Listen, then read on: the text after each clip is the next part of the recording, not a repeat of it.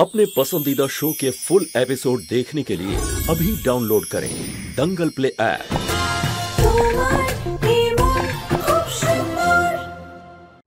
আমি যদি সঠিক সময় না আসতাম তাহলে এই মিথ্যেটা সত্যি হয়ে যেত।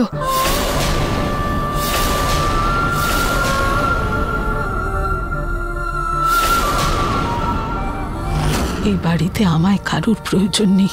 আমি এখানে থাকায় সবাই কষ্ট পায়। এর থেকে তো ভালো হবে আমি মরে গেলে।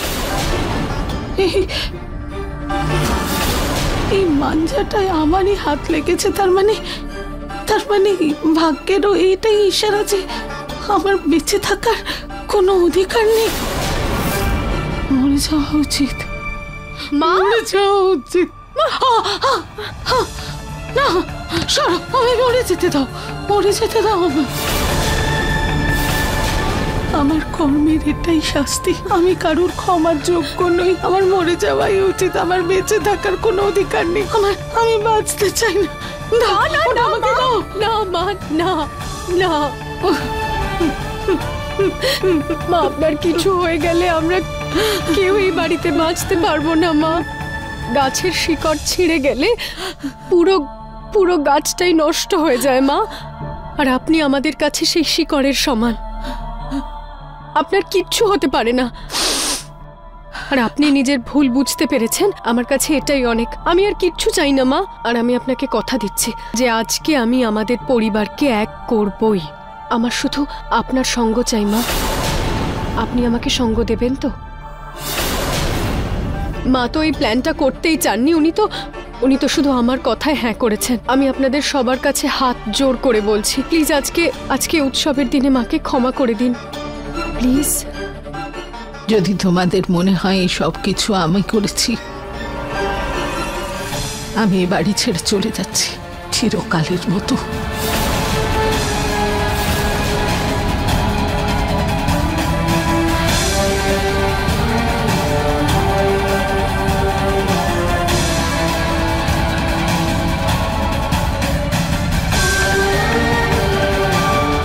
মা, তোমার হাতের পকোড়া খেতে খুব মন চাইছে।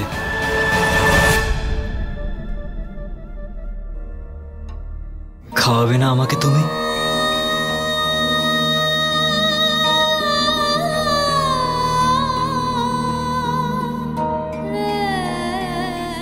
আর তোমার বানানো চাও আমি খুব মিস করছি।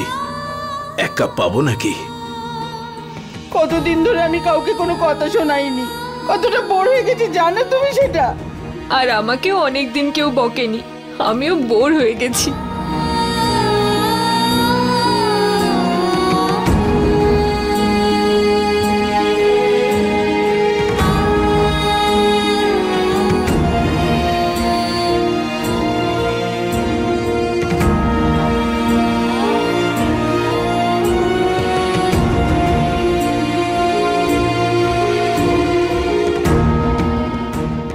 Thank you.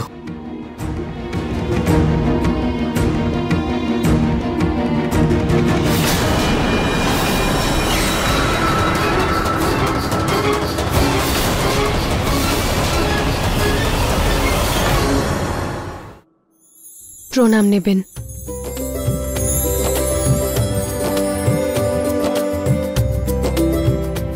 মা, ভান্ডারার খাবার তৈরি করেছি আর মন্দিরে পৌঁছেও দিয়েছি। প্রতীকের বাবা নিজে গেছেন দিতে। ঠিক আছে।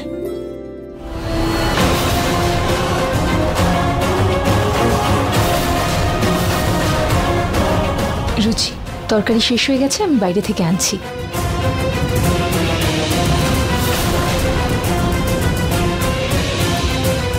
এইবার এই ঋতু আর বাঁচবে না। নিজের এই রাস্তার কাঁটাকে আমি নিজেই সরাবো। বারবার এই মহিলা শুধু বেঁচে যাচ্ছে, কিন্তু এবার আর বাঁচবে না।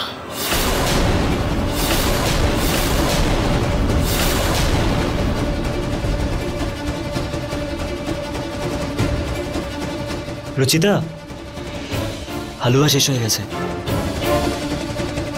বৌদি তুমি? ওই তোমরা দুজন সেম পোশাক পরে আছো আর ঘুমটাও দিয়ে আছো, তাই আমি বুঝতেই পারছিলাম না। আরে কোনো ব্যাপার নয় নিহার, ওই রুচি বাইরে গেছে তরকারি আনতে, আমি যাচ্ছিলাম আনতে, কিন্তু ও বললো ও আনবে, তাই আমি বললাম ঠিক আছে। ঠিক আছে, আমি তাহলে মিষ্টি নিয়ে আসছি। হ্যাঁ ঠিক আছে।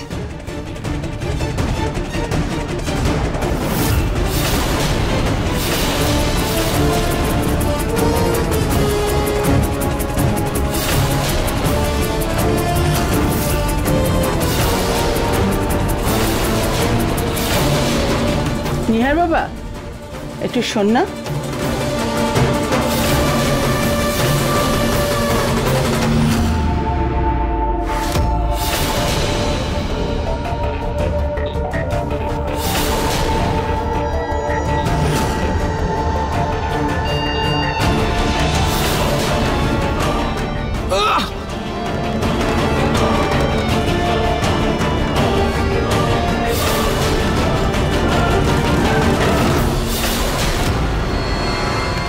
তুমি সরে যাও এখান থেকে। তুমি এখানে কি করছো? কেউ যদি দেখে নেয় তাহলে প্রবলেম হয়ে যাবে। তাহলে হতে দাও ঝামেলা। তোমার এই ঘৃণ্য রূপটা সবার জানা উচিত। তোমার কি মনে হয়েছিল, হ্যাঁ? ফোন বন্ধ করে রেখেছো বলে আমি কি তোমার কাছে আসতে পারবো না? আমি অত সরল নই প্রতীক গোয়েল। আমি যদি আমার নিজের অধিকার না পাই না, আমি তোমাকে ছেড়ে কথা বলবো না। তোমার বউকেও আমি খুন করে দেব।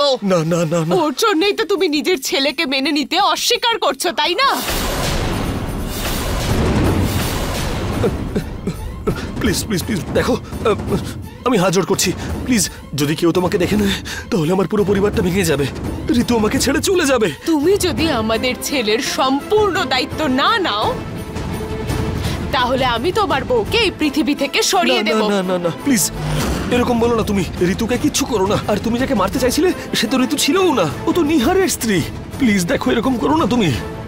তোমার যত টাকা চাই আমি তোমাকে দেবো, কিন্তু তুমি কাউকে কিচ্ছু বলো না প্লিজ। আমার কোনো টাকা পয়সা চাই না প্রতীক গোয়েল। আমি আমার ছেলের জন্য বাবার পরিচয় চাই, ওর জন্য একটা পরিবার চাই। আমার হাতে বেশি সময় নেই, সেই জন্য তোমাকে এবং তোমার পরিবারকে ওর দায়িত্ব নিতে হবে। বুঝতে পেরেছো? ও শুধু আমার সন্তান নয়, ওর মধ্যে তোমার রক্তও বইছে। এই বাড়ির বংশধরও। মানে প্রতীক দাদার আর একটা পরিবার? একটু বোঝার চেষ্টা করো প্লিজ। আমি ওই ছেলেকে আপন করতে পারবো না। আমার পরিবারটা ভেঙে যাবে, আর যদি কেউ কিচ্ছু জানতে পারে তাহলে সব শেষ হয়ে যাবে। আর আমি যে শেষ হয়ে গেলাম তার বেলায় সম্পর্ক করার সময় এই পরিবারের কথা তোমার মনে পড়েনি? আর আজ তার দায়িত্ব নেওয়ার সময় তুমি এই পরিবারের বাহানা দেখছো আমাকে? দেখো, একটু বোঝার চেষ্টা করো, এসব পুরনো কথা। প্লিজ, তুমি জানো আমি তোমার কথা মানতে পারবো না। আর প্লিজ, এই সত্যিটা কারোর সামনে আসতে পারে না। আমারও কোনো শখ নেই প্রতীক তোমাকে এইভাবে এখানে ব্ল্যাকমেল করার। আমি আর যা কিছু করছি নিজের ছেলের জন্য করছি। যদি ওর ভবিষ্যতের কথা না উঠতো তাহলে এইভাবে আমি তোমাকে আজকে অনুরোধ করতাম না। আমি তোমার কাছে হাত জোড় করছি, প্লিজ তুমি আমাদের ছেলেকে স্বীকার করে নাও। তারপরে আমি সারা জীবনের মতো তোমার জীবন ছেড়ে চলে যাব।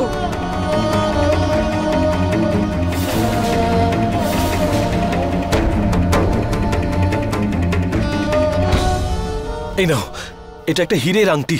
এটা বিক্রি করলে অনেক টাকা পাবে। এটা দিয়ে তুমি চিকিৎসাও করাতে পারো। ইনফ্যাক্ট আমি ডাক্তারের সঙ্গে আমি কথা বলবো। বাট প্লিজ প্লিজ, তুমি আমাকে একা ছেড়ে দাও প্লিজ।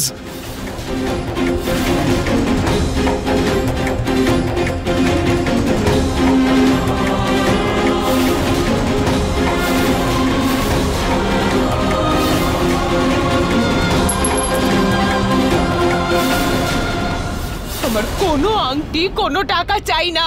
আমি শুধু আমার ছেলের মাথার ওপর বাড়ি আর পরিবারের একটা ছায়া চাই। 4 ঘন্টা সময় দিচ্ছি তোমায়।